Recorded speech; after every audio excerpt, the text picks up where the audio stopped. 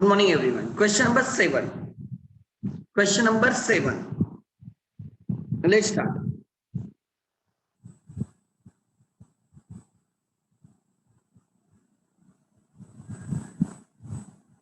Question number 7.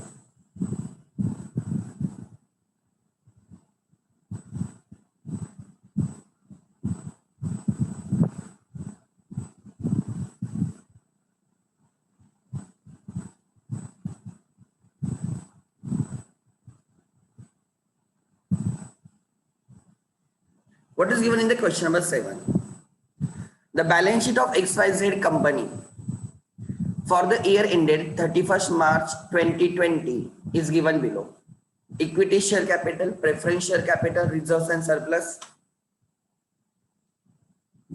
The three are like owner's funds, secured loan, unsecured loan, borrowed funds, and this is current liability to be deducted from current assets to find out working capital. Investments, fixed assets, investment and current assets. ठीक है, balance sheet का format हो जाएगा अपना. You are required to prepare which common size statement for the year ending 31st March 20. देखो comparative statement है ना, तो हम previous year, current year, absolute change and percentage change, ये आ गया आपका comparative statement. And what is a common size statement? Common size statement में we take right total of asset and total of liability. We take total of asset and total of liability as a base, and then we convert all the values into like percentage of total assets and total liabilities. So let's start. ठीक है everyone? हाँ, format draw करो पहले. इस question solve करने से ना format याद रह जाएगा आपका, बाकी कुछ नहीं. कंपेरेटिव ने sorry common size balance sheet.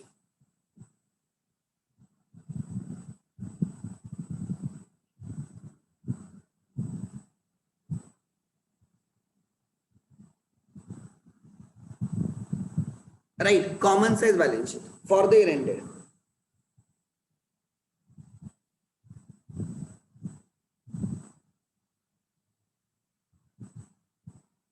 Particulars.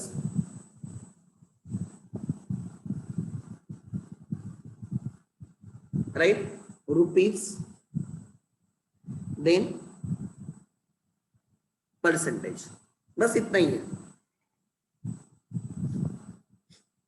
Particulars is divided into two sides. Sources of funds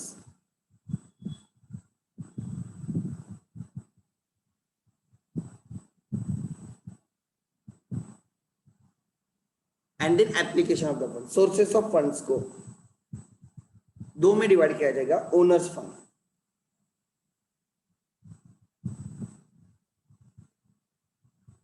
also called as net worth. इसमें आ जाएगा equity share capital, preference share capital and reserves and surplus. ठीक है,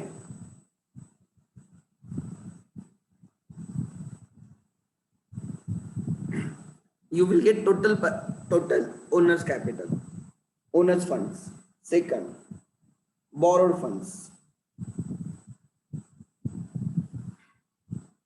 इसमें debentures and loans आ जाएंगे, secured loan, unsecured loan.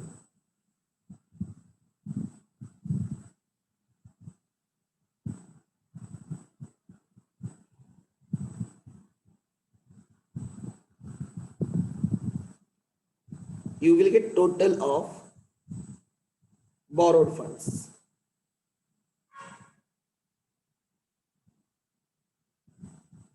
दोनों total लेके आपको मिल जाएगा tier 4. Total sources of funds.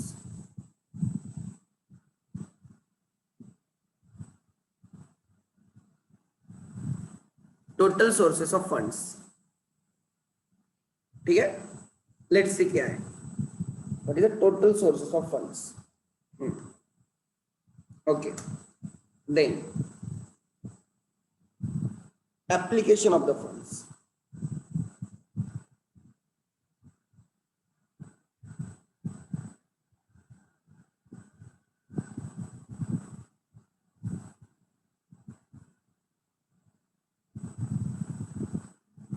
application of the funds. First, fixed assets. Second, investments. And third, right, working capital.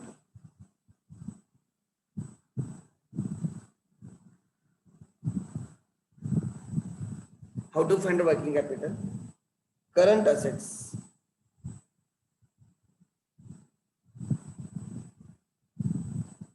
less current liabilities.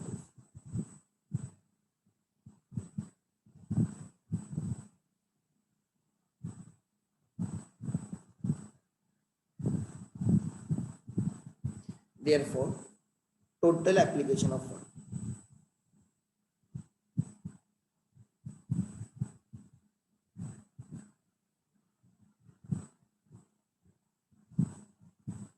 Total application of funds. Let's see. Equity share capital 9 lakhs, 80,000, 1 lakh 50. 9 lakhs, 80,000 and 1 lakh 50. Total is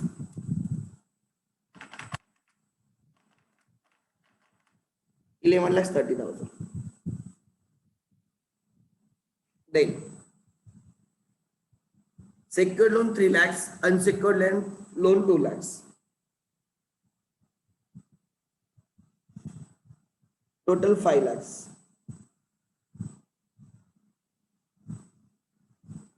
Therefore, total sources of funds are 16 lakhs 50,000. हम इसको 100% मानते हैं. इसको 100% मान के बाकी चीजें हम क्या करते हैं, परसेंटेज में कन्वर्ट करते हैं. आगे उसके बाद application of the fund 9 lakhs 1 lakh 50.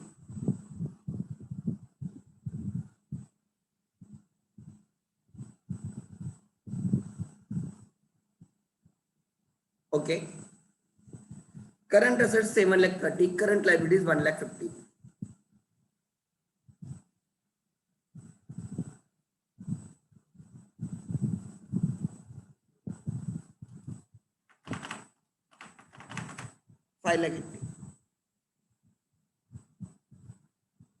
plus 1 lakh 50 plus 9 lakhs 16 lakhs 30,000.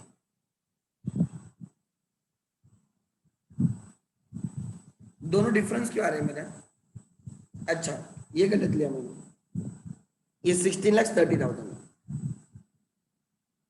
This is 16 lakhs 30,000.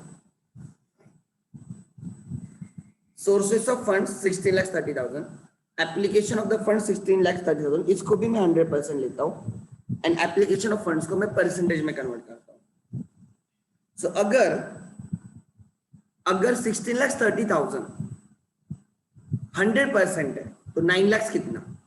या अगर आपके सोर्सेस ऑफ फंड 16 lakhs 30,000 है, उसमें से इक्विटी शेयर कैपिटल 9 lakhs है, तो कितना परसेंट है? 9 lakhs divided by 9 lakhs divided by 9 lakhs divided by 16 lakhs 30,000 multiply by 100. 55%, 55.21% equity share capital है. 80,000 divided by 16 lakhs 30,000 multiply by 100. 4.91%.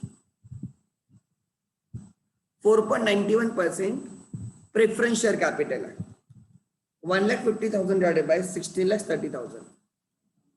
9.20%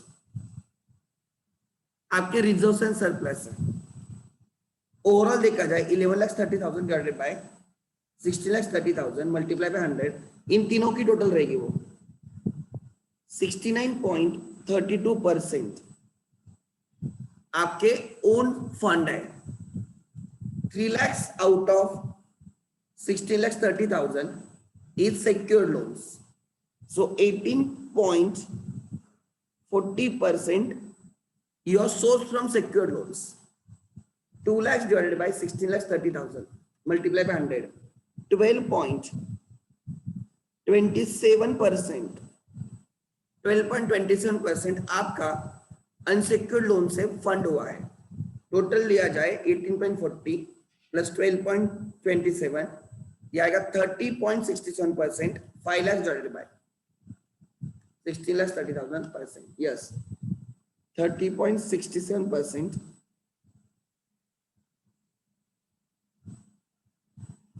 right. आपका किसके थ्रू हुआ है? Own borrowed fund, own fund के थ्रू 16.32% एंड बोरोड फंड के through 36.69%। कोई fractional difference है वो रहने दो, कुछ नहीं कर सकते। सिमिलरली अगर आपके टोटल एप्लीकेशन ऑफ फंड 16,30,000 है, उसमें से 9 लाख आपने फिक्स एसेट में लगाए, तो कितना परसेंट फिक्स एसेट में लगाए? 9 lakh out of 16,30,000,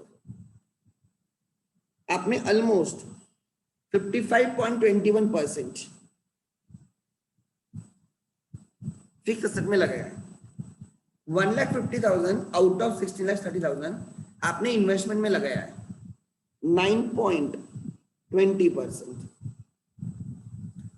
and current assets में नेट वर्किंग कैपिटल में 5,80,000 डिवाइडेड बाय 16,30,000, 35.58% आपने वर्किंग कैपिटल में लगाया है,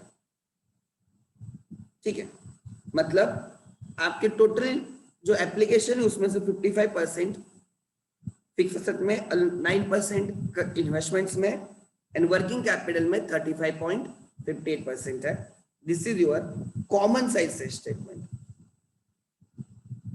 देखो उनका आंसर, देखो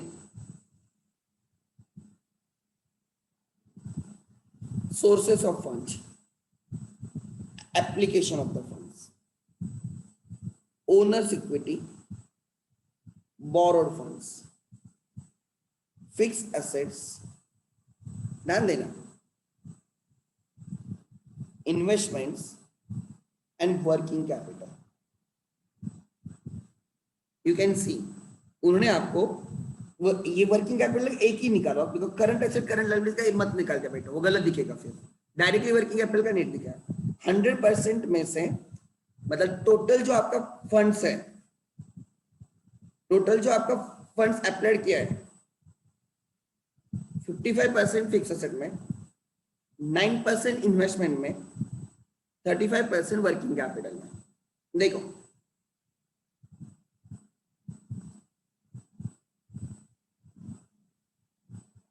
लिखो जल्दी,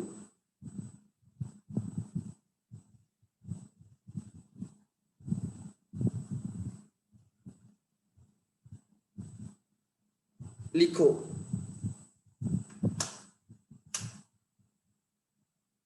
समझा क्या? यस और नो लिखो। अरे समझा क्या किया मैंने?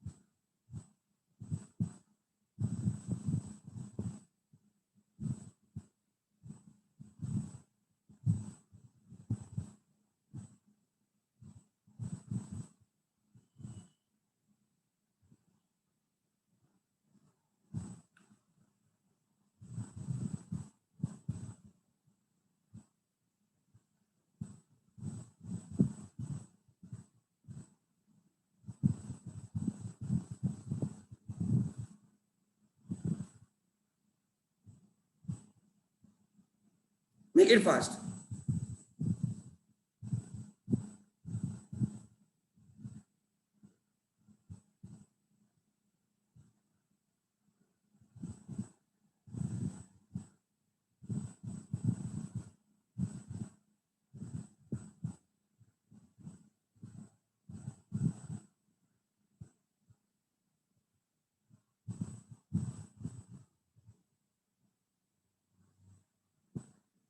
Make it fast.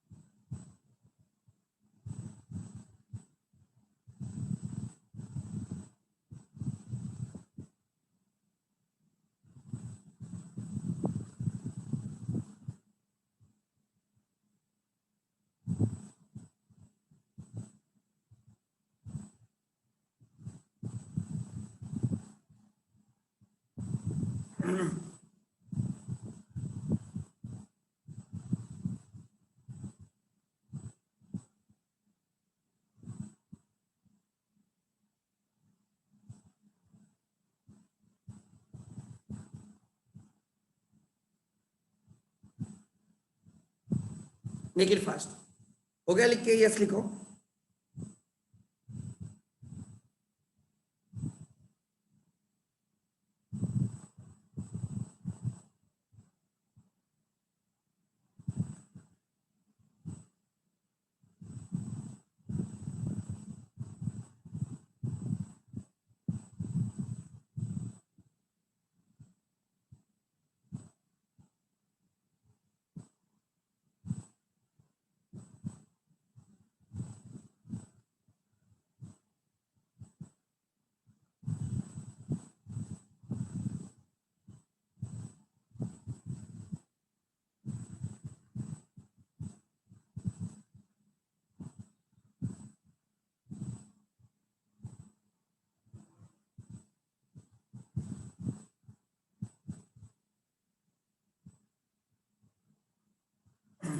चलो next.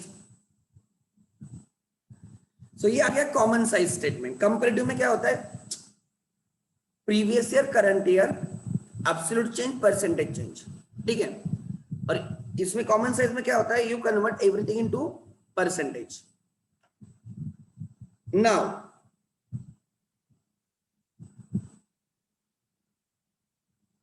Question number 8, common size income statement. Common size income statement. ठीक है. दोनों ईयर का निकाला होगा हमने. ठीक है.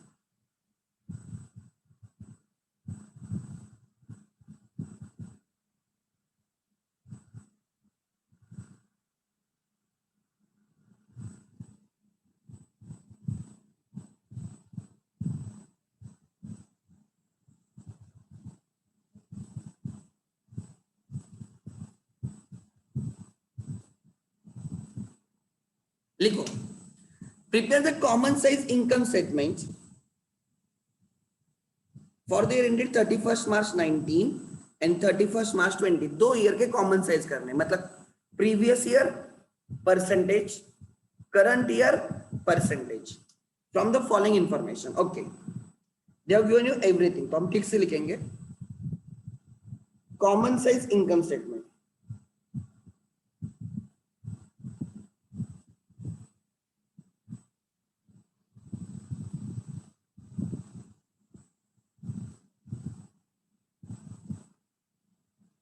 For the year ended.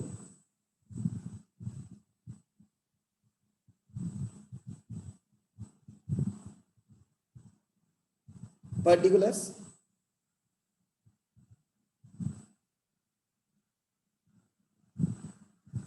(31st March 19) convert into percentage. 31st March 20 convert into percentage.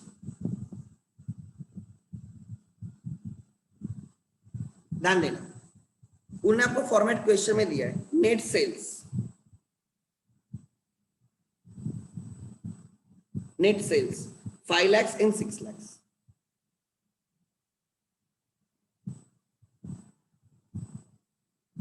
Then less COGS, cost of goods sold 3 lakhs and 3 lakh 60. आपको जीपी मिलेगा.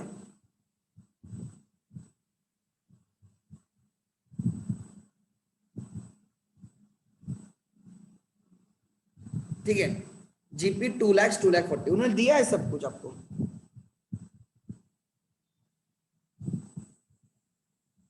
Therefore GP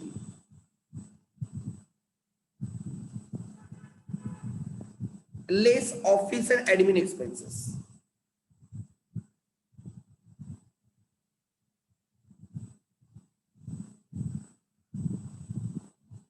indirect expense minus करें हम लोग कितना 55,000 70,000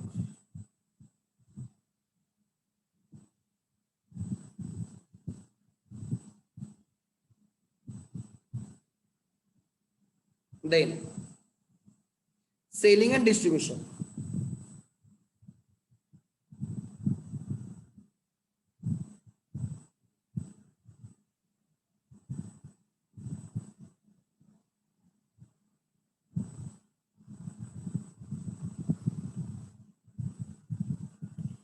selling and distribution 55 52 500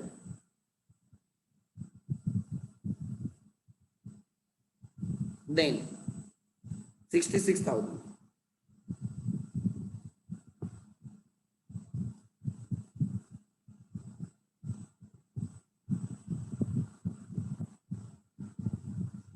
therefore net profit कितना है 92,500 1,02,000 बस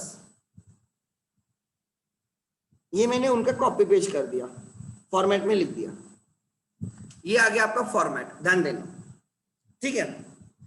अगर कंपैरेटिव करना है आपको तो हमें एब्सोल्यूट चेंज निकालना होगा 6 lakh minus 5 lakh 3 lakh 60 minus 3 lakh 2 lakh 40 minus 2 lakh 70,000 minus 55,000 66,000 minus 50,500 1,02,000 minus 90,500 and then percentage change by taking the base as 31st March 19 ये आ गया कंपैरेटिव इनकम स्टेटमेंट। हमें कॉमन साइज करना है। जब हमें कॉमन साइज करना है इन अ बैलेंस शीट हम asset total and liability total को 100% रखते हैं। हम क्या करते हैं asset total and liability total ये लायबिलिटी टोटल है आपकी आपने इसको 100% रखा इसको बेस लेके सबको परसेंटेज में कन्वर्ट किया। सिमिलरली ये असेट साइड टोटल है एप्लीकेशन ऑफ फंड्स इसको बेस लेके हमने पूरे असेट साइड को एप्लीकेशन ऑफ फंड्स को परसेंटेज में कन्वर्ट किया।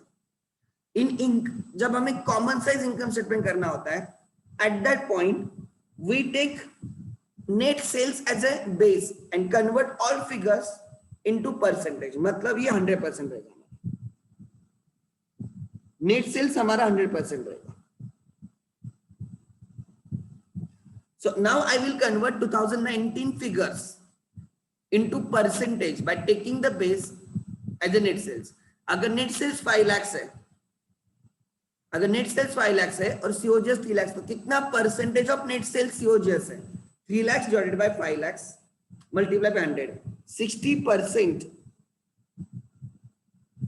you can say COGS है you can say 60% is COGS ठीक है। सेल्स का 60% COGS है।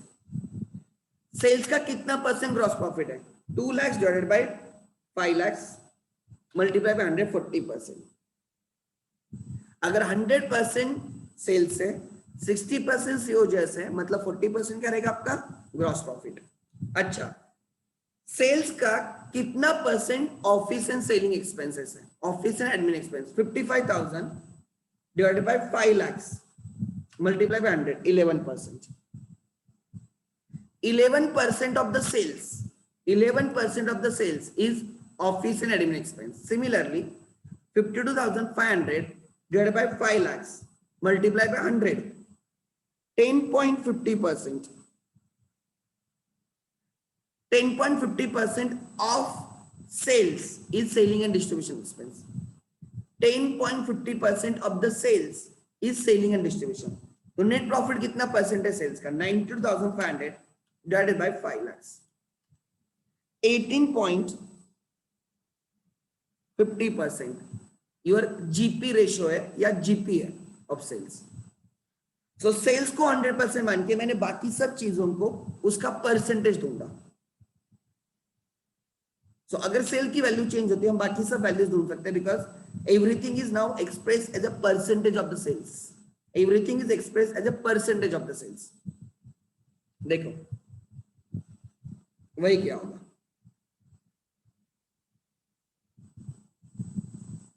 ठीक है। देन सिमिलरली अगर हमारा सेल्स 2020 में 6 लाख है एंड 3,60,000 सीओजीएस है, तो सीओजीएस कितने परसेंट ऑफ सेल्स है? 3,60,000 divided by 6 lakh into 100, 60%. So cost of goods sold is 60% of sales, मतलब 40% जीपी रहेगा. सिंपल है, 100 में से 60 गया तो 40%, चाहे तो निकालो. 2,40,000 divided by 6 lakh multiply by 100 is 40%. 72,000 हमारे ऑफिस एक्सपेंसेस है. 72,000 विथ रिस्पेक्ट टू 6 लाख, 12%.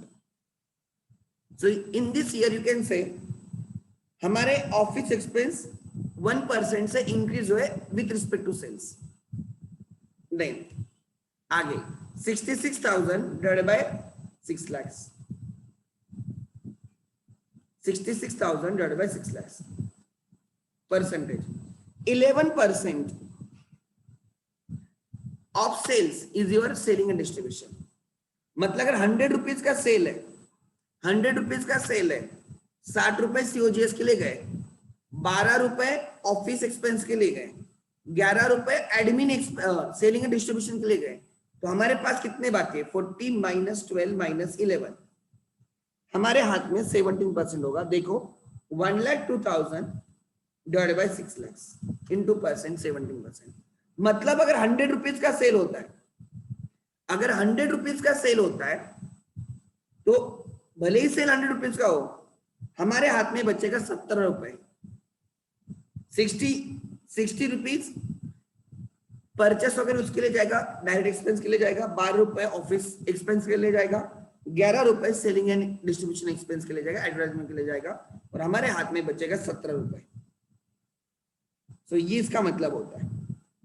2019 में अगर 100 रुपीज का सेल होता, 60 rupees cost of good sold में गए, 11 रुपीज ऑफिस एक्सपेंसेस में गए, 10 रुपए कहां पे गए, 10.50 पैसे कहां पे गए, लाइक एडवर्टाइजमेंट में गए, तो हमारे हाथ में कितना बचा था? 18.50. मतलब last year was better than the current year. Last year में अगर 100 रुपीज का सेल होता था, 18.50 हमारे पास बचता था. करंट ईयर में जब 100 रुपीज का सेल हो रहा है, तो हमारे हाथ में 17 रुपए बच रहे हैं. आपको लगेगा कि लास्ट ईयर में प्रॉफिट 92,500 था, इस ईयर में प्रॉफिट 1,02,000 है, तो आप बोल सकते हो कि 2020 is a better year. But मेरे हिसाब से नहीं. जस्ट प्रॉफिट इंक्रीज हुआ है, does not mean volume of the profit increase हुआ है, डज नॉट मीन वो अच्छा है. आप पर कॉमन साइज में देखो, आपको देख के समझ में आएगा कि लास्ट ईयर में हमारे हाथ में 100 रुपीज में से 18.50 पैसे बचते थे, इस ईयर में हमारे हाथ में खाली 70 रुपए बच रहे. मतलब expenses of increase in the current year, which is right. मतलब आपके हाथ में कम बच रहा है. सो डोंट सी कि यार प्रॉफिट इंक्रीज हुआ है मतलब हर चीज अच्छी है. आप यहाँ पे देख सकते हो कि हमारे इसमें right as compare to previous year, current year is not that much good. आगे सो ऐसे आप एनालाइज कर सकते हो. देखो वही रहेगा. आगे नेक्स्ट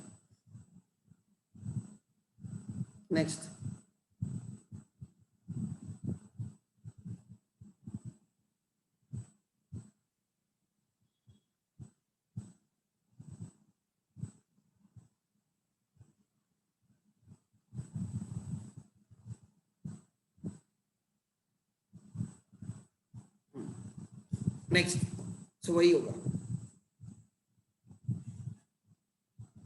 नेक्स्ट चलो क्वेश्चन में आ जाओ नीचे.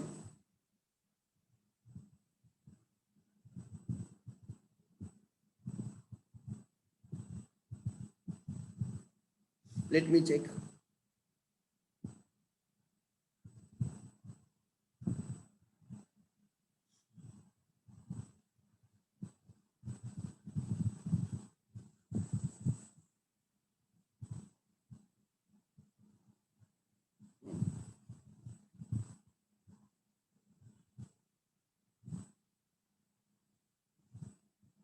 Let me check. हाँ, कहाँ तक थे हम?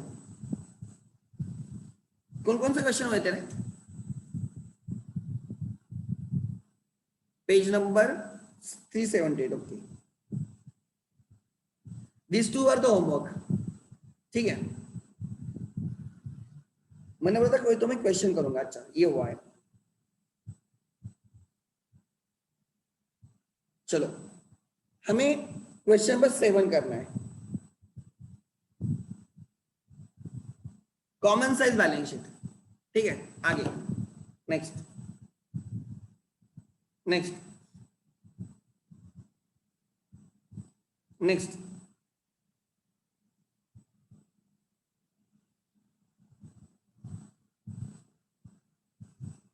Question number 7।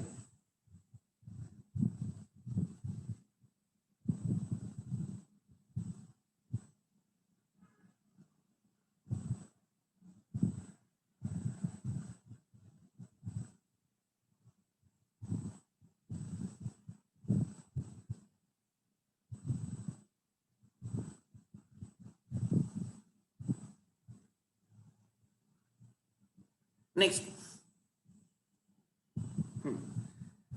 Question number 7, equity share capital, preference share capital, reserves and surplus, owned capital, owned capital, secured loan, unsecured loan, borrowed capital या borrowed funds, current liabilities to be deducted from current assets to find out working capital. 1 2 3 perfect है। Prepare common size balance sheet. I will use Excel. चलो, मैं Excel use कर रहा हूं। ठीक है,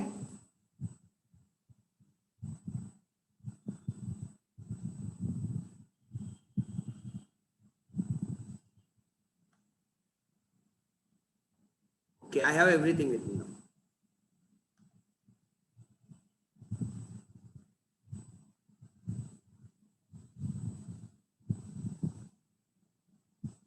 okay, ध्यान देना।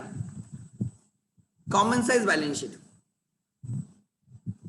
31st March 2017,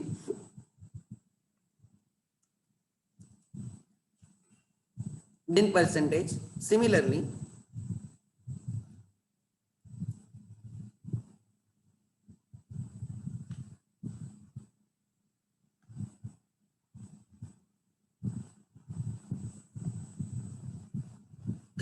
March 18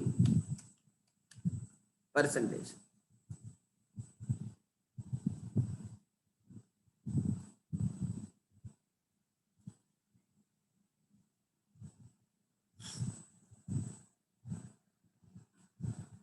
owners fund में, सोर्सेज ऑफ फंड में आएगा, ओनर्स फंड में आएगा इक्विटी शेयर कैपिटल,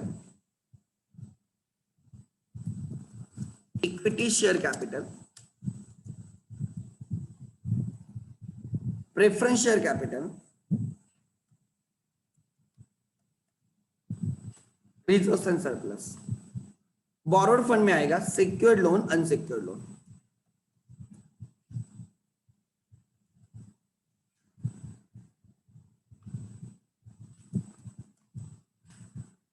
ठीक है, नहीं, एप्लीकेशन ऑफ फंड्स में fix assets, investments, working capital, current assets less current liabilities. Yes,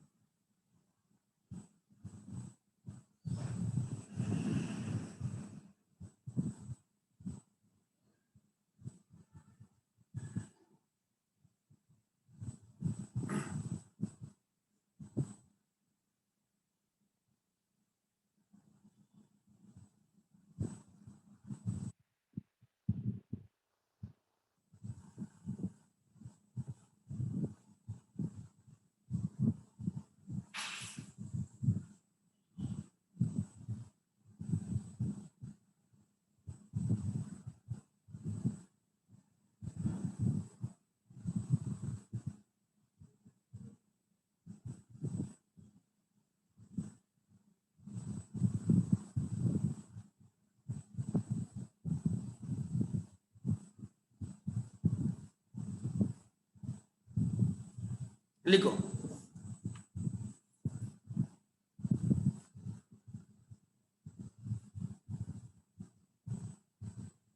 format draw करो जल्दी, होने के बाद यस लिखो, होने के बाद यस लिखो।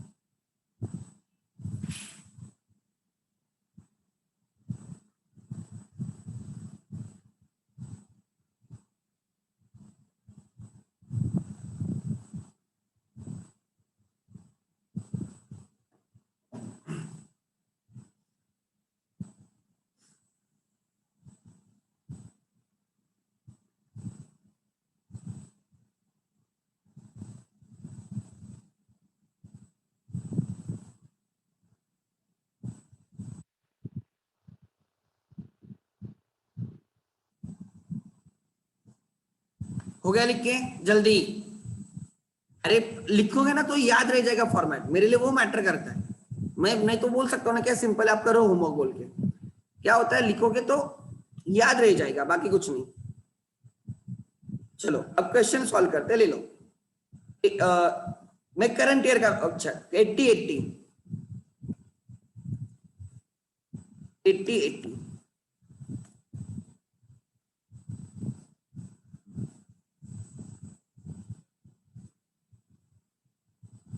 Then 2020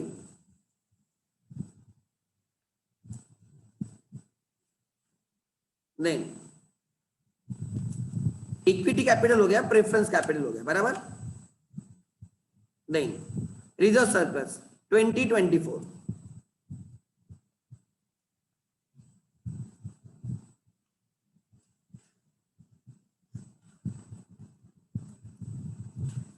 1,20,000 is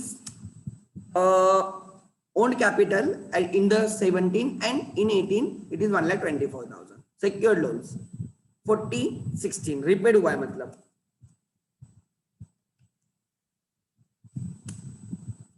Unsecured loans 20 36.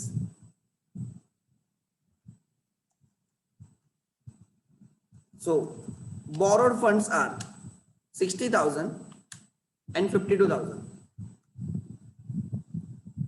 1,20,000 plus 60, 1,80,000, 1,76,000. Okay. Sources of funds overall has decreased. अगर आप कंपैरिजन करते हो तो fix assets 1,20,000, 1,44,000.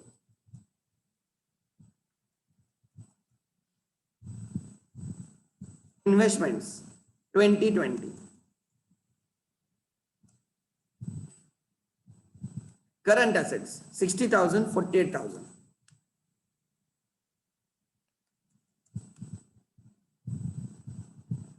Current liabilities 20 and 36.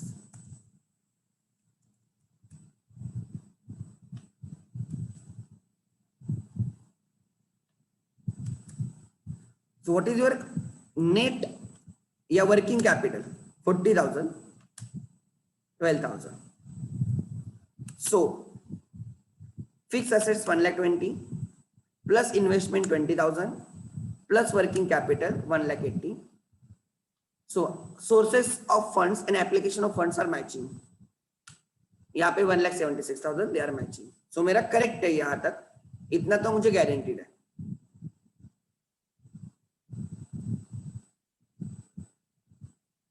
नहीं चलो ये लिखो।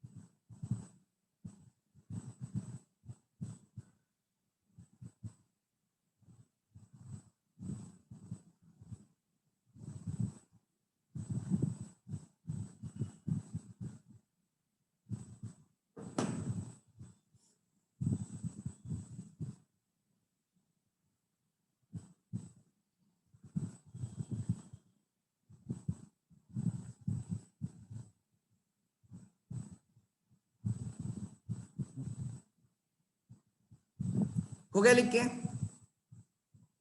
अरे खाली क्या टीवी जैसे देखने मत बैठो कि चलो चल रहा है चलने दो, जब तक लिखोगे ना चीजें याद नहीं रहती।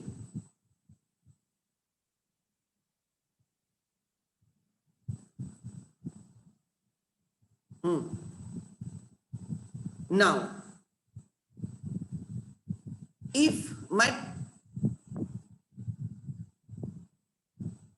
100% क्या लिया जाएगा? टोटल असेट्स और टोटल लाइबिलिटीज।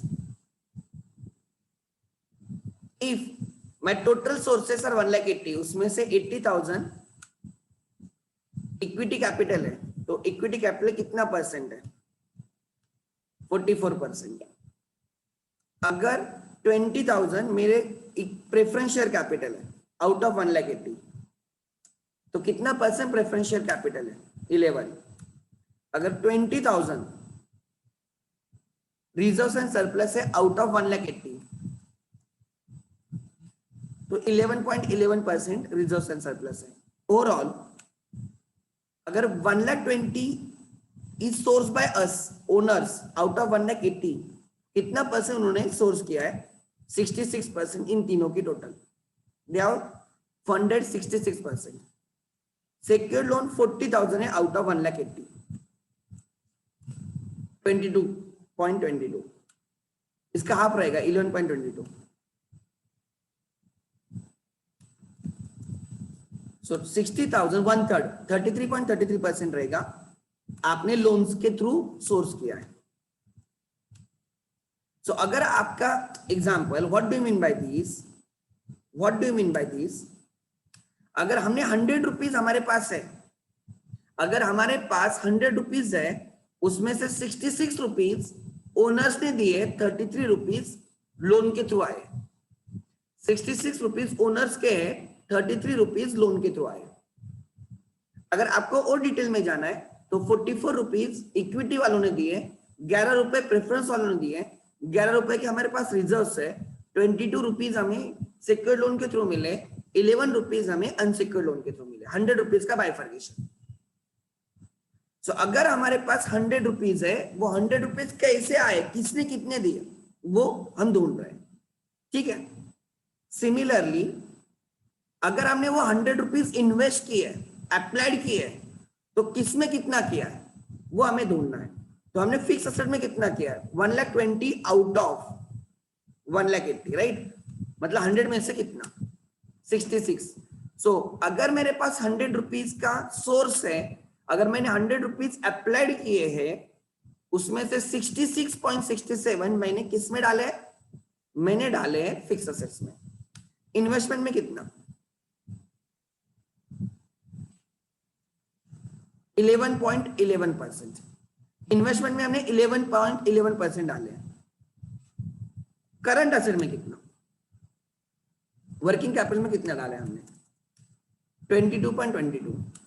सो आप चाहिए तो टोटल ले लो, 66 प्लस 11 प्लस दिस 22 इट्स 100। सो अगर हमने 100 रुपीज अप्लाई किए, उसमें से 66 रुपीज या 67 रुपीज ऑलमोस्ट हमने फिक्स असेट में डाले, 11 रुपए हमने इन्वेस्टमेंट में डाले, एंड 22 रुपए का वर्किंग कैपिटल। That's it. तो अगर ये समझ में आए तो मैं यहाँ पे कॉपी पेस्ट करता हूँ, ये चीज अपने आप मुझे आंसर मिल जाए। लिखो, this is common size statement.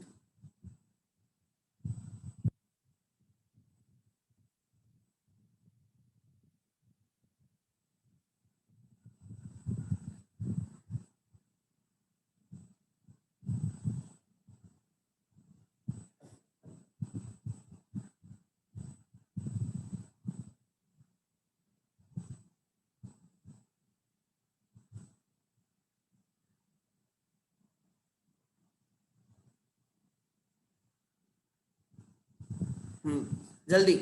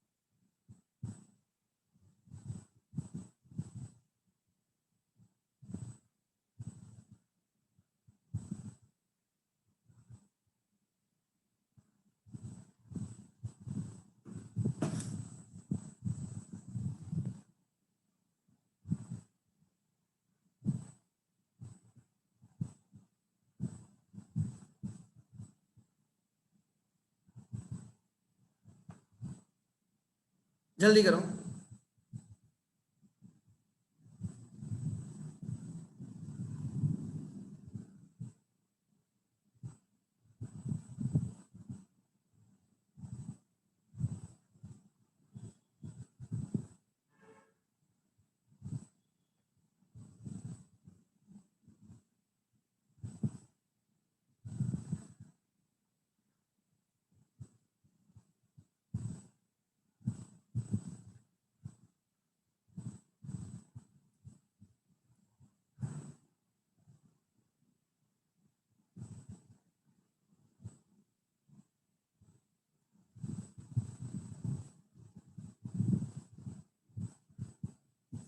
Okay, लिखो।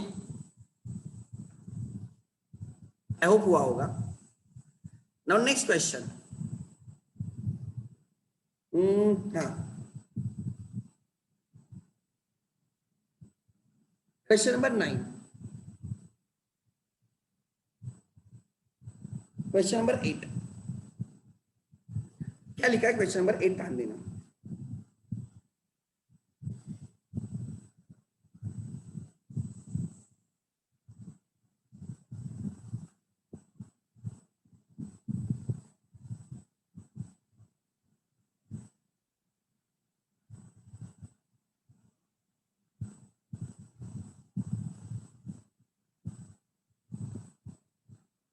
Okay,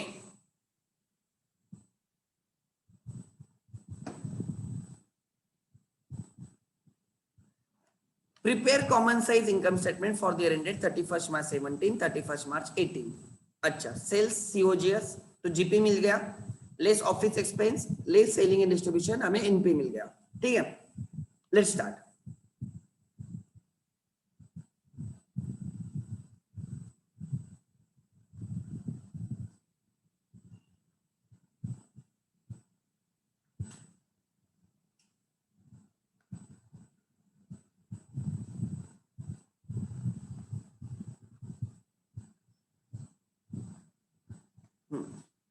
common size income statement. Income statement में सेल्स को 100% लेना होता है, बैलेंस शीट में total sources and total application को 100% लेना है। ठीक है, इनकम स्टेटमेंट इतना समझ लेना। आगे लेट्स कंप्लीट पर्टिकुलर्स।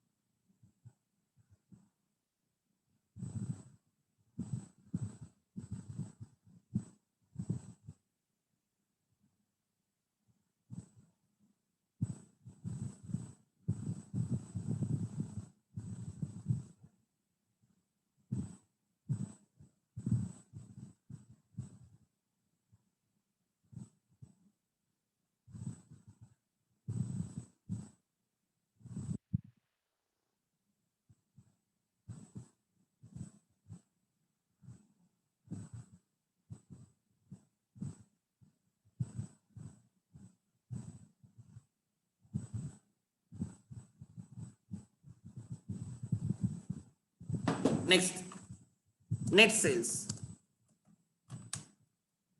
ओके, क्या है net sales? 2 lakhs, 2 lakh 50, 2 lakhs and 2 lakh 50।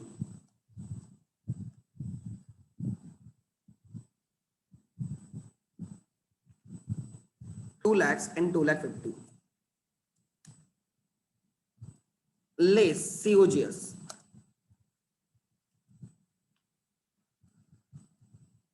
1 lakh 50, 1 lakh 70, 1 lakh 70,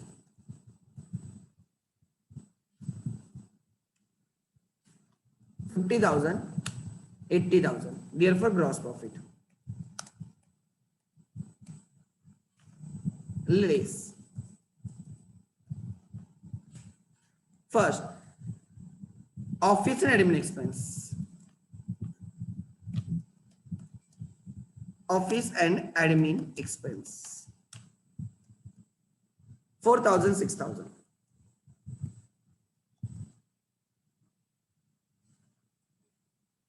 okay, and then S&D 6,000, 1,000, 6,000 and 1,000. That's it. Therefore net profit कितना टाइम लगता है? Net profit will be 50,000 minus 10,000, 40 and 73. So take net sales as 100. मतलब अगर हमारे पास 100 rupees है तो हमारा 100 रुपीज कैसे डिस्ट्रीब्यूट होने वाले? 1,50,000 divided by 2 lakhs multiply by 100. 100 rupees में से 75 रुपीज कॉस्ट ऑफ गुड्स के लिए खर्च होंगे, तो हमारे पास 25 का ग्रॉस प्रॉफिट रहेगा. 50 divided by 2 lakhs multiply by 100, 25 बराबर 4,000 रुपए किस में गए? ऑफिस एक्सपेंसेस में, आउट ऑफ 2 lakhs. मतलब कितने 100 रुपए में से 2 रुपए सेलिंग एंड ऑफिस एक्सपेंसेस में जाएंगे, और यहाँ पे जाएगा 6,000 divided by 2 lakhs multiply by 100, 3 rupees. So हमारे पास 100 रुपीज का अगर हम सेल करते हैं, 75 रुपीज का तो कमोडिटी की कॉस्ट ही रहेगी, डायरेक्ट कॉस्ट रहेगी. 25 रुपीज का ग्रॉस प्रॉफिट होगा. उस ग्रॉस प्रॉफिट में हमें ये 5 रुपए के खर्च करने होंगे, तो हमारे पास 20 रुपीज बचेंगे इन हैंड. यस, देखो आगे 20. I will copy paste the thing. Yes, लिखो.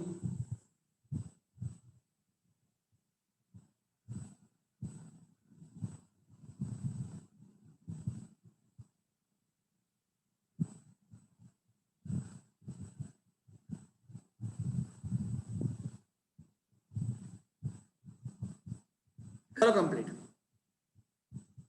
31st March 17, 31st March 18. That's it. मैंने बोला था चैप्टर सिंपल है, चैप्टर डिफिकल्ट नहीं है.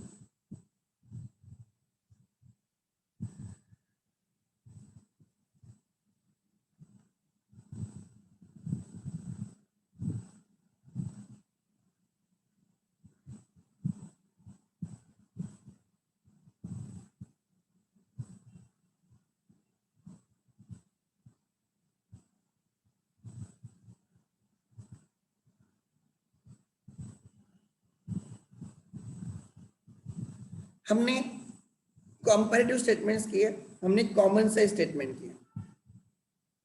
देखो कॉमन साइज में 100% के लिए क्या लेना है हमें? Total funds available. And income statement में हमें क्या लेना है? Net sales.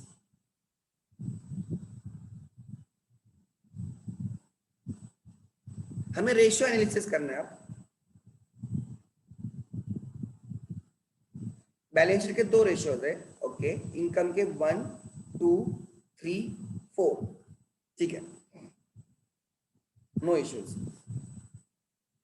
एंड यहाँ पे RO, return on capital employed and ROI. Okay, ठीक है. तो हमारा ये लास्ट पार्ट बाकी है, रेशियो एनालिसिस. ये हमारा लास्ट पार्ट बाकी है, रेशियो एनालिसिस. ठीक है, तो हम आज 2 रेशियो करेंगे. ठीक है, एकदम सिंपल रेशियो करेंगे. Let's start. बैलेंस शीट के रेशियो करेंगे. बैलेंस शीट के रेशियो लिखो, ratio analysis. This is the last part. लिखो रेशियो एनालिसिस.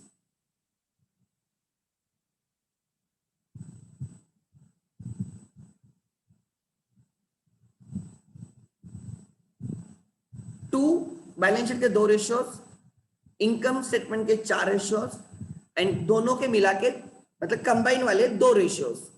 ऐसे टोटल हमें 2 + 2 4 + 4 8 रेशियोज करने हैं. लिखो balance sheet ratio. Balance sheet ratio A.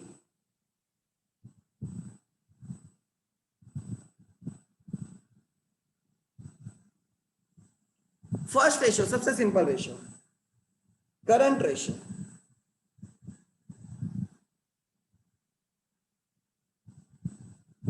Current ratio is equal to current assets, total current assets divided by total current liabilities. divided by total current liabilities. As simple as that. Current assets divided by current liabilities का अगर आप ढूंढोगे, you will get current ratio. It is never expressed as a percentage, वो fraction में होता है, ठीक है. Standard current ratio is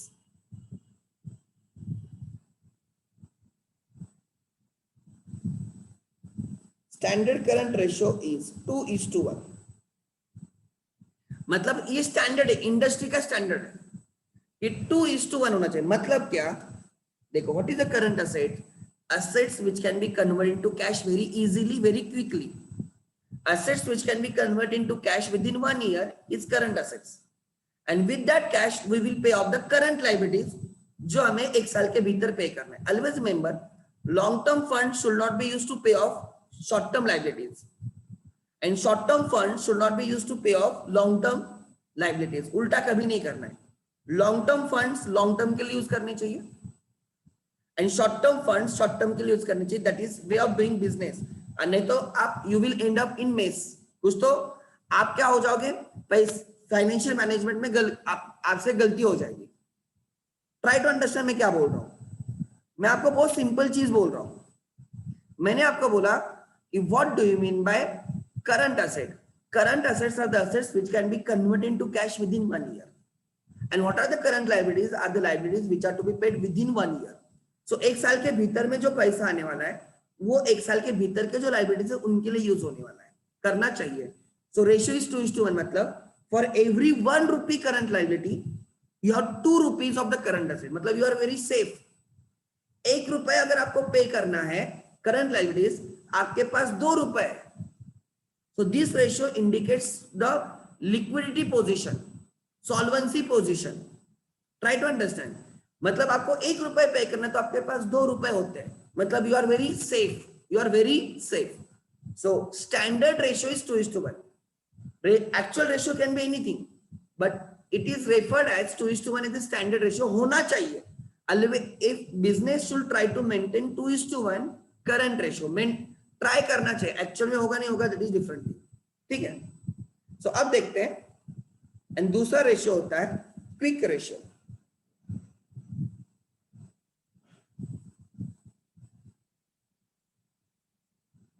quick ratio, let me check आपके टेक्स्ट बुक में क्या लिखा है. ओके,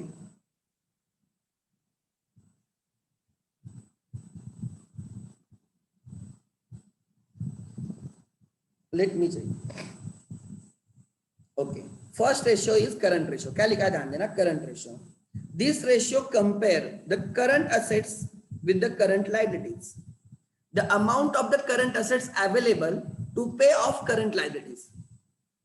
आपके पास कितने करंट असेट्स है available to pay off your current liabilities. आपके पास ज्यादा ही होनी चाहिए करंट असेट्स, नहीं तो आप शॉर्ट टर्म इंसॉल्वेंसी में आ जाओगे, शॉर्ट टर्म लिक्विडिटी प्रॉब्लम में आ जाओगे. बहुत लोगों के पास ये प्रॉब्लम होता है. क्या होता है, वो लोग क्या बोलते हैं, मेरे पास पैसा है बट वो लिक्विड नहीं है, वो इन्वेस्टमेंट में, लॉन्ग टर्म इन्वेस्टमेंट में. अब भी मुझे दिक्कत है. एग्जाम्पल, ये जो लॉकडाउन हुआ उसमें लोगों के पास ऐसे नहीं कि इन्वेस्टमेंट नहीं, उनके पास लॉन्ग टर्म इन्वेस्टमेंट है. उन्होंने फ्लैट्स में इन्वेस्ट करके रखा है, उन्होंने बॉन्ड्स में, गोल्ड में, लाइक उन्होंने लैंड में, राइट, रियल एस्टेट में, उन्होंने, राइट, ऐसे लॉन्ग टर्म इन्वेस्टमेंट करके रखा है. पैसा है बट वो लॉन्ग टर्म के लिए इन्वेस्ट है. प्रॉब्लम कहां पे आया, ये डे टू डे खर्चा करने में प्रॉब्लम आ गया. आपके पास लिक्विड कैश नहीं है. आप आपके दोस्त को बोलते हैं आज मेरे पास कैश नहीं है, राइट, मेरे, इसका मतलब आप इंसॉल्वेंट नहीं हुए. आपके पास पैसा है बट वो आपने कहां पे, दूसरी जगह पे लगाया है. Try to understand. तो आपके पास at least short term day to day liabilities pay करने के लिए तो पैसा होना चाहिए ना. अगर वो नहीं है तो आप शॉर्ट टर्म में प्रॉब्लम में आ जाओगे. लॉन्ग टर्म में नहीं, बट शॉर्ट टर्म में प्रॉब्लम में आ जाओगे. तो ऐसे केसेस में आपको लॉन्ग टर्म के एसेट सेल करने पड़ेंगे, which is never good sign. Try to understand. So you have to manage your short term finances as well, कि मुझे इतने खर्चे करने पूरे मंथ में, तो उतना मेरे पास होना चाहिए. Try to understand. तो वही बात हो रही है, करंट लायबिलिटीज को कवर करने के लिए मेरे पास सफिशिएंट करंट असेट्स होने चाहिए. एंड ये रेशियो उसके बारे में बात करता है. The ideal current ratio is 2:1, which indicates that current assets are twice the current liabilities. मतलब आपके पास जितना करंट शॉर्ट टर्म में पे करना है करंट लायबिलिटीज, एग्जैक्टली उसके डबल आपके पास पैसे। It measures short term solvency, मैंने अभी बोला short term solvency of the enterprise. ये एमसीक्यू के लिए पूछ सकते हैं, which ratio is used to measure or right to find out short term solvency? It is a current asset ratio, which is current assets, current assets divided by current liabilities. Current assets include debtors, loose tools, this is VIMP। बच्चे ये loose tools को fixed asset में लेते हैं। loose tools are current assets, bills receivable, cash and bank balance, investment in marketable securities, shares, आप जो day to day basis पे trading करते हो, ये भी इंपॉर्टेंट। इन्वेस्टमेंट्स लोगों को लगता है लॉन्ग टर्म है, बट मैं कौन सी इन्वेस्टमेंट की बात कर रहा हूं? Marketable securities, current assets. Short term loan से एडवांसेस, लोन से एडवांसेस लॉन्ग टर्म रहते हैं, बट अगर शॉर्ट टर्म लिखा है तो करंट एसेट्स में आएगा, ये भी इंपॉर्टेंट है। Inventories is always current, prepaid expenses always current, etcetera. ठीक है, ध्यान देना। Then what are the current liabilities? Creditors, bills payable, overdraft, income received advance, short term loans, ये VIMP आइटम रहेगा। ये कंफ्यूजन हो सकता है, शॉर्ट टर्म लोन है तो करंट, शॉर्ट टर्म है तो current. Provision for taxation, VIMP। हमने वर्किंग कैपिटल ढूंढते time right, provision for taxation को करंट लायबिलिटीज बोला, बिकॉज हमें 12 मंथ्स के भीतर वो टैक्स पे करना होता है। Outstanding expense, unclaimed dividend is, हमने company has given dividend to share holders, company has given dividend to share holders, but उन्होंने अभी तक वो लिया नहीं है, तो हमें उनको पे करना होता है, जब वो आएंगे तब पे करना होगा, तो दिस इज करंट लायबिलिटी। सो जो आइटम्स को मैंने VIMP किया वहां पे आपका कंफ्यूजन हो सकता है, इसलिए वो याद रखना हमेशा। ठीक है, what is the quick ratio, liquid ratio और एसिड टेस्ट रेशियो, अलग अलग नाम है, they have very different names। liquid ratio, quick ratio, acid test ratio, ध्यान देना। the ratio of the quick assets to current liabilities, okay, quick asset to current liabilities is called as quick ratio, acid test ratio or liquid ratio। the assets which can be converted into cash immediately or at a short notice are called as quick assets, which can be converted cash with in 1 year नहीं है, immediately, तुरंत, like with in 3 months. देखो with in 12 months cash में convert होते हैं, उनको current asset बोलते हैं। विद इन 3 मंथ्स जो कैश में कन्वर्ट होते हैं उनको क्विक एसेट्स बोलते हैं। इमीडिएटली, एकदम तुरंत जो कैश में कन्वर्ट होगा वो होगा आपके क्विक एसेट्स, राइट। और at short notice are called as quick assets. All current assets except stock and prepaid expenses are considered as quick assets and ideal quick ratio is 1:1। ठीक है, it measures liquidity position of the enterprise।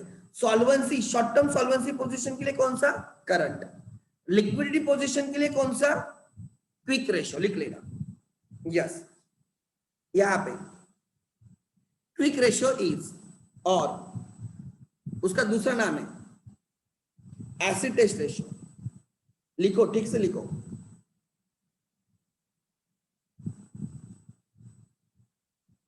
और quick ratio, acid test ratio, और तीसरा था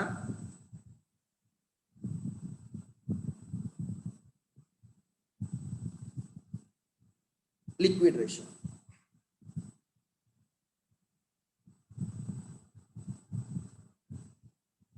is quick assets, current asset नहीं, आप quick assets,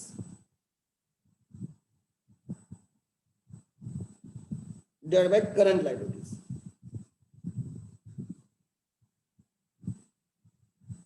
So what to do? Ideal, right? This is used to measure short-term solvency।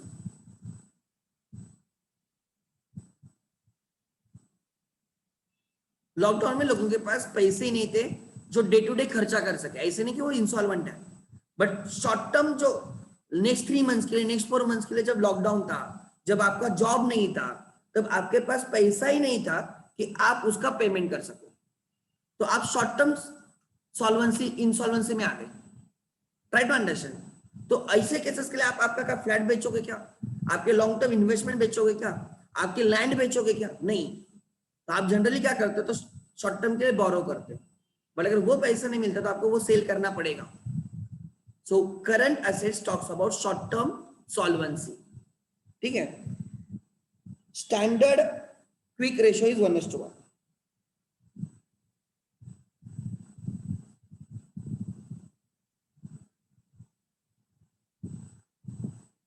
Standard quick ratio is 1:1, and this indicates to measure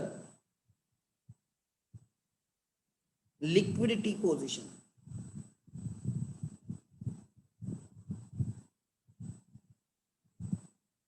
ठीक है। सो try to understand, मतलब हमें जो liabilities एक साल के भीतर पे करने, उसके लिए हमारे पास तुरंत कितनी कैश अवेलेबल है, तुरंत एकदम इमीडिएटली, वो आ गया आपका। मतलब 1 रुपया हमारे पास होना चाहिए टू मीट द 1 रुपए की लाइबिलिटी। हमारे पास, मैंने बोला 2 रुपए के करंट असेट्स होने चाहिए, मैंने बोला 2 रुपए के करंट असेट्स होने चाहिए to meet the liability of 1 rupee current liability. But उस 2 रुपए में 1 रुपया एकदम इमीडिएटली मिलना चाहिए हमें कैश में, एकदम इमीडिएटली। समझ में आ रहा है? So quick assets, quick assets is a part of current assets only. लिखो, what do you mean by quick assets is equal to current assets less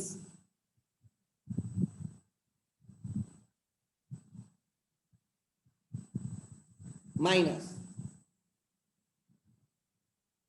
current assets minus stock minus prepaid expense. If you exclude stock and prepaid expense, prepaid expense तो हमने paid किए होते हैं, हमें पैसे तो मिलते नहीं, that is paid in advance, तो हमें इनफ्लो चाहिए, तो प्रीपेड एक्सपेंस को निकाला। स्टॉक को क्यों हमने निकाला है? बिकॉज अगर स्टॉक डायरेक्टली कैश में कन्वर्ट नहीं होता, स्टॉक पहले डेटर्स में कन्वर्ट होगा और डेटर्स बाद में कैश में कन्वर्ट होगा। It will take time, it will take time to convert stock into cash, इसलिए स्टॉक को भी एक्सक्लूड करो। हमने वही एसेट्स रखे जो एकदम इजीली, एकदम क्विकली कैश में कन्वर्ट हो। So peak assets are assets. Peak assets are current assets other than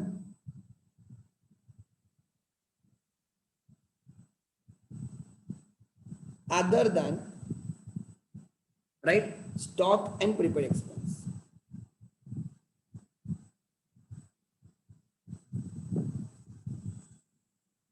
One common thing between the two ratios, dividation में current liabilities है, ठीक है।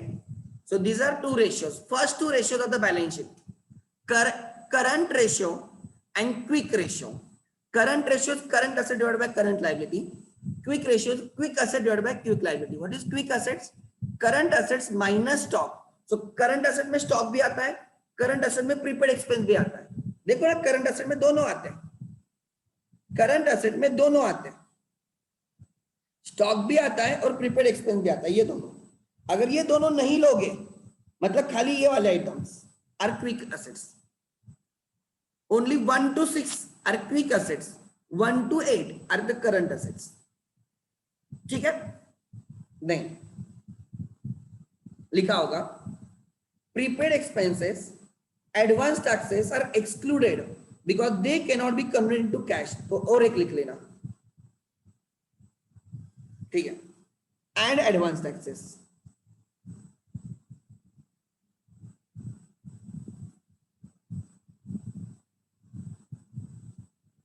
Minus advance tax. अगर एडवांस टैक्स दिया है, advance tax is current asset, advance tax is current asset, यहां पे लिख लेना।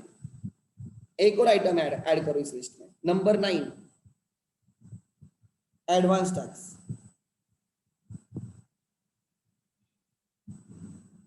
TDS etcetera, they are current assets. But अगर आप इसको भी निकालोगे, so 1 to 6 is quick assets, 1 to 9 is your current assets, right? यहां पे लिखो एडवांस टैक्स।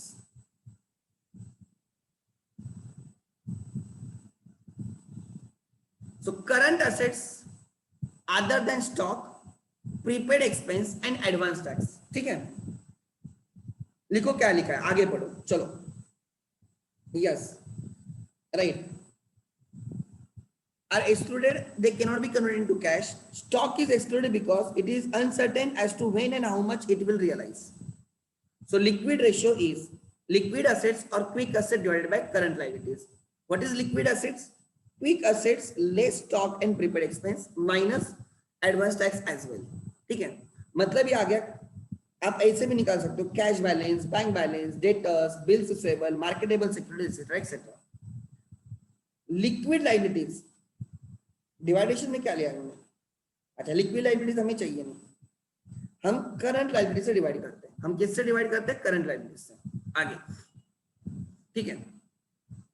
देख, सो अब रेशियो देखते हैं. चलो,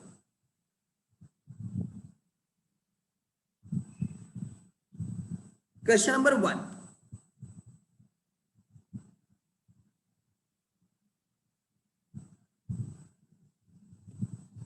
मैं होमवर्क दे दूंगा कोई रेशियोज का, ठीक है आपको.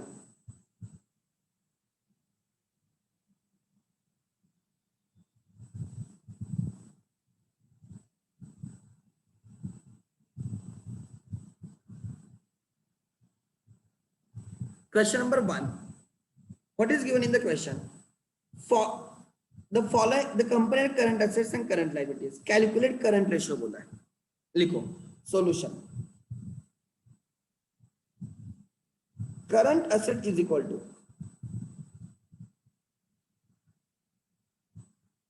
sorry, current ratio is equal to current assets minus current liabilities. Current asset divided by current liabilities is current ratio. Current assets minus current liabilities working capital. Current assets minus current liabilities is working capital. Current asset divided by current liabilities is current ratio. Current asset में क्या क्या आएगा? Debtors of 60,000. Good. Creditors current liability में आएगा 30,000. Bills payable current liability. Stock current asset में. Loose tools current asset में 10. Overdraft current liability में. So current assets are 60 plus 13, 90, 90 plus 10, 1 lakh. Current assets are 1 lakh divided by current liabilities.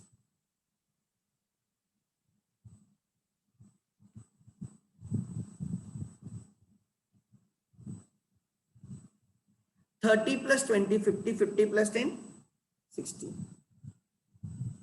So to pay off 60,000 की current liability, you have 1 lakh के current assets.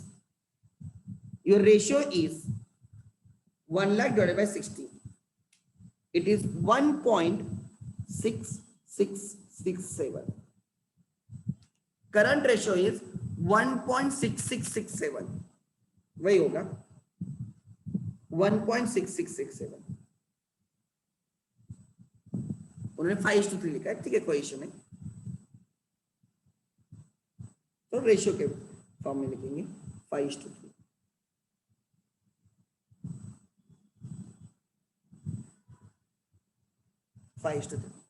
Current ratio is 5:3. Next.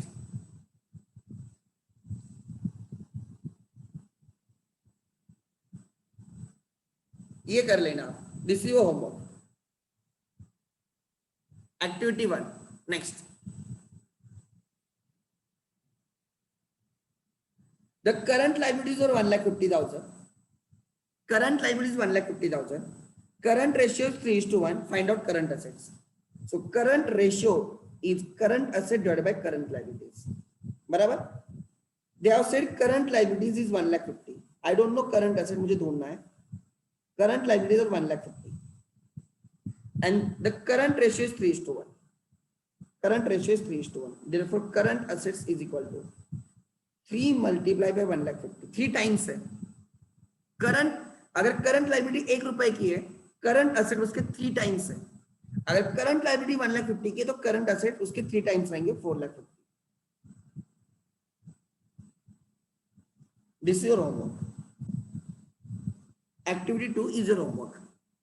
आपको करना है, ध्यान देना, खाली time pass नहीं करना है. Question number 3. टोटल असेट्स, ध्यान देना.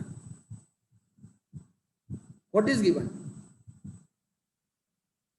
टोटल असेट्स, असेट की टोटल 2,20,000 है, असेट की टोटल 2,20,000 है, उसमें से फिक्स असेट्स 1,00,000 है। टोटल लाइबिलिटीज भी कितने रहेंगे? 2,20,000, जितने असेट्स उतनी की लाइबिलिटी, टोटल असेट्स और टोटल लाइबिलिटीज 2,20,000, फिक्स असेट्स 1,00,000 है, मतलब करंट असेट्स कितने रहेंगे? बोलो करंट असेट कितने रहेंगे, बोलो रे, हाँ बोलो, यस, अरे सो गए क्या सब?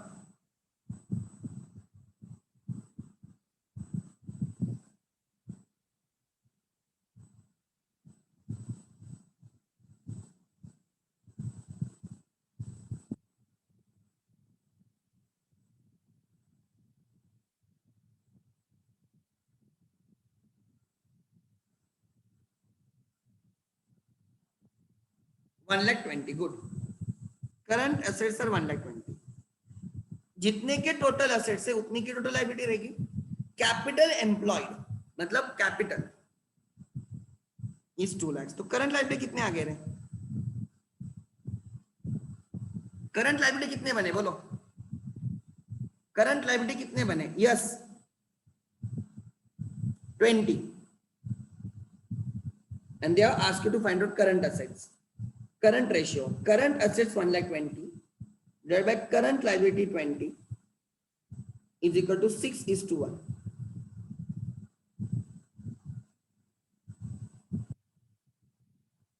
So current assets is equal to, क्या लिखा है करंट एसेट का formula? Total assets minus fix asset 1,20,000. Current liability is equal to total assets minus capital employed 2,20,000 minus 2,20,000. Question number 4, question number 4 देखो, ओरली आते हैं आंसर्स, ओरली आंसर आते हैं अगर आप ठीक से समझ के करोगे तो। ध्यान देना, working capital is 50,000. Okay, what is working capital? Current assets minus current liability is working capital, हमने देखा है। Working capital is 50,000, current assets are 60,000. Okay, can you find out current liability? Yes, therefore current liability is equal to, right, current liability कितना आएगा बोलो, current liability कितना आएगा? 10,000. 60,000 minus 50,000,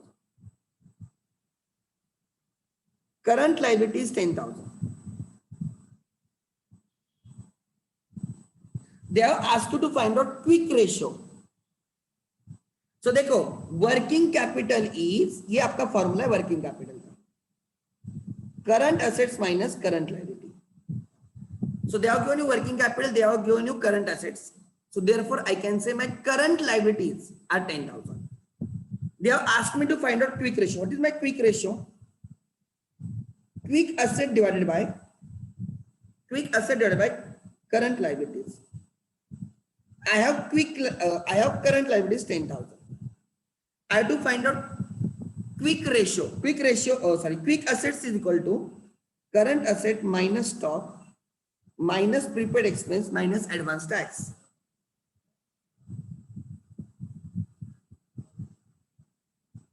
Minus advance tax.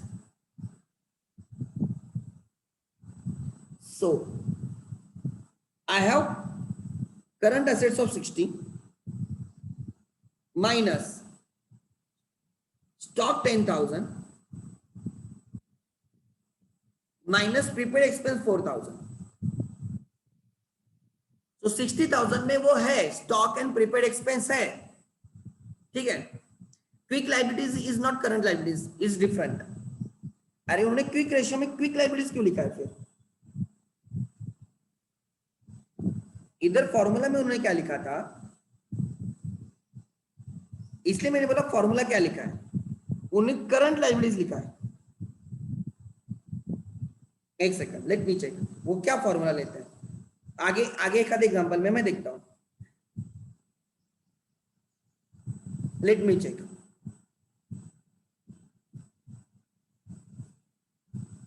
अच्छा ठीक है, आगे से ओके, वहां पे रेक्टिफाई करो, उनकी प्रिंटिंग एरर है, इसलिए मैंने बोला कि what is their formula. It is quick ratio is current quick asset minus quick liabilities.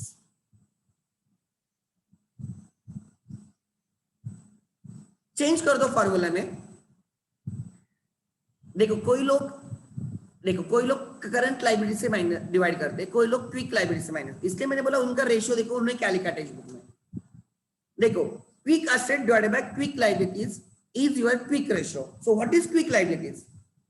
What is quick liabilities? मैं यहां पे लिखता हूं, ध्यान देना। What is quick liabilities?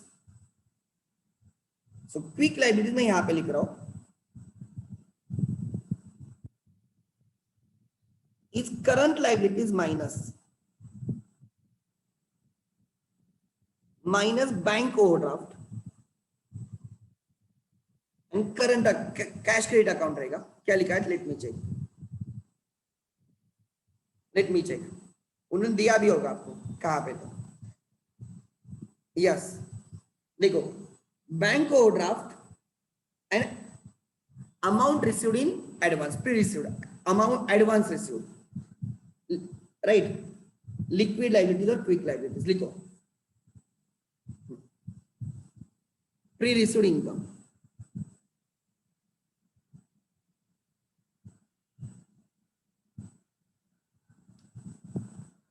So try to understand मैं क्या बोल रहा हूं प्लीज। ये समझो what is current ratio. Current ratio is current asset divided by current liabilities. What is quick ratio or liquid ratio or acid test ratio? Is quick assets divided by quick liabilities. अब quick asset को liquid asset भी बोल सकते हो, quick liabilities को liquid liabilities भी बोल सकते हो। What is quick assets? Quick assets are current asset minus stock minus prepaid expense minus advance tax. Prepaid expense. What is the quick liabilities? Current liabilities minus OD minus pre-received income.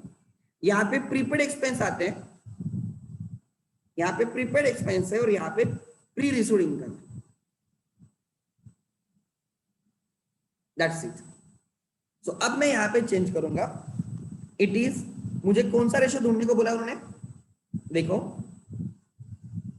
तो यहाँ पे change करो, ये गलत type किया उन्होंने, ये गलत टाइप किया। मैं वही बोल रहा था कि चेक करो क्या है उनका।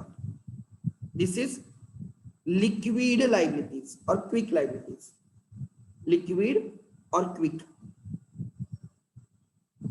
आगे नेक्स्ट, ऐसे प्रिंटिंग एरर्स है इसलिए ठीक से देखना चाहिए। नीचे उन्होंने जो समरी शीट दी है ना, उसमें भी उन्होंने ना गलती की है शायद से। Let me check. अच्छा यहाँ पे बराबर है, करंट रेशियो क्विक रेशियो, ठीक है। यहां पे लिखो quick assets is equal to current asset minus stock minus prepaid expense minus advance tax, prepaid taxes advance tax.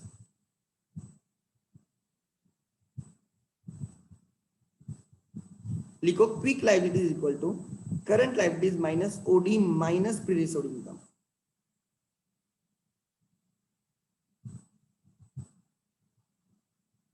ठीक है, ये दो रेशियो हम कर रहे हैं। आगे यस, हाँ हम कहां पे? यहां पे, ठीक है। So quick ratio is equal to current quick asset divided by quick liabilities, ठीक है। Which is, how to find out quick liabilities? Current liabilities minus OD minus pre-received income। देखते हैं। I know my current liability 10,000, मैंने working capital से ढूंढा है 10,000, minus OD वगैरह कुछ लिखा है क्या उन्होंने?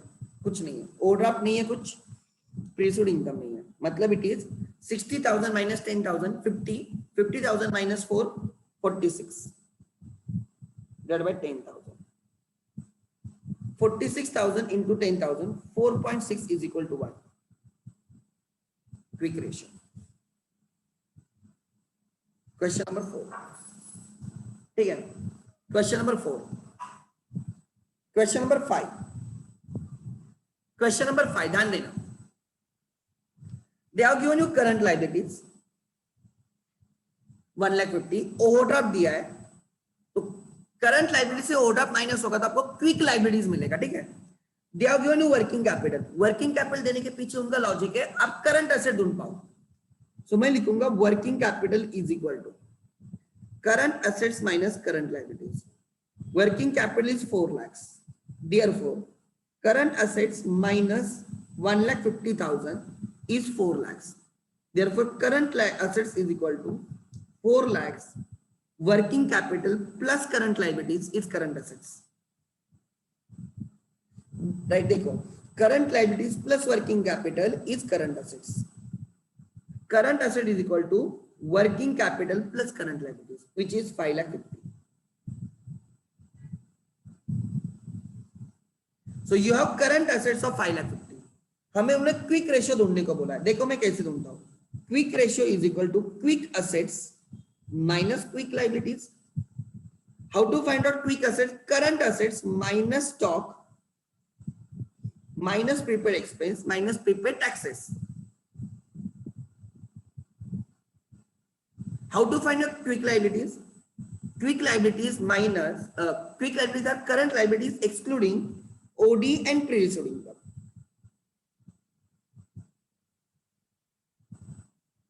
So current asset मेरे पास पता है 5,50,000 माइनस स्टॉक, उन्होंने स्टॉक दिया इन्वेंट्री 1 लाख, प्रीपेड एक्सपेंस नहीं है, divided by 5,50,000 minus 1 lakh, 4,50,000 is quick assets, 4,50,000 is quick assets.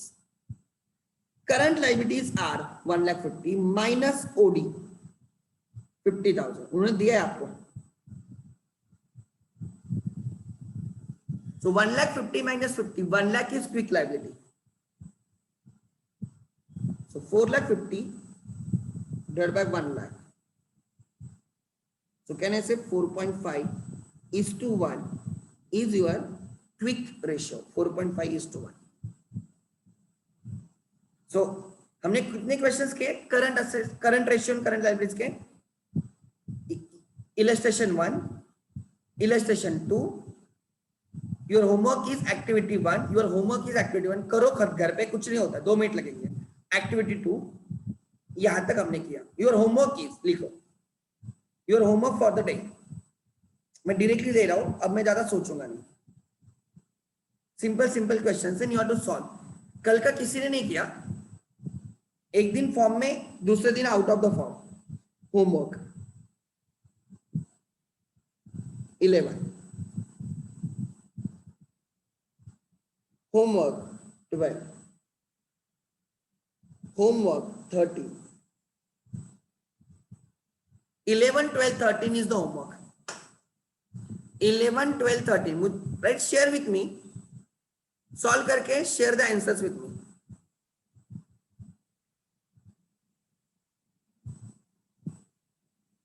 ठीक है, 11, 12 and 13 are the homework.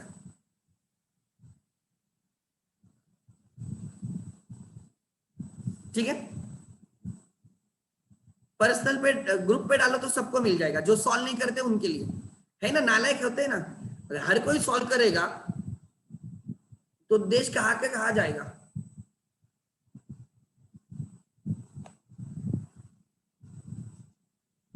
Eleven 12 13 is the homework, ठीक है, आपको करना है घर पे, ठीक है, आगे, ठीक है।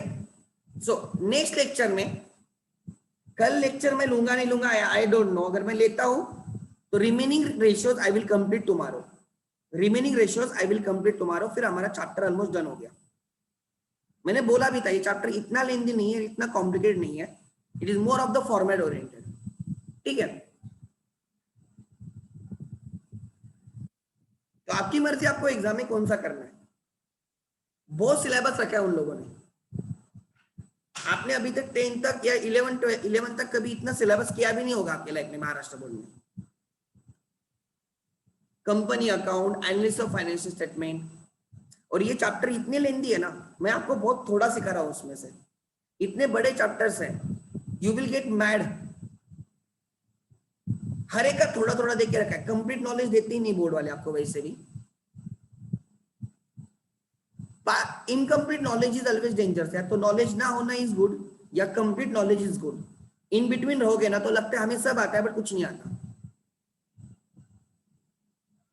ठीक है, ओके, थैंक यू।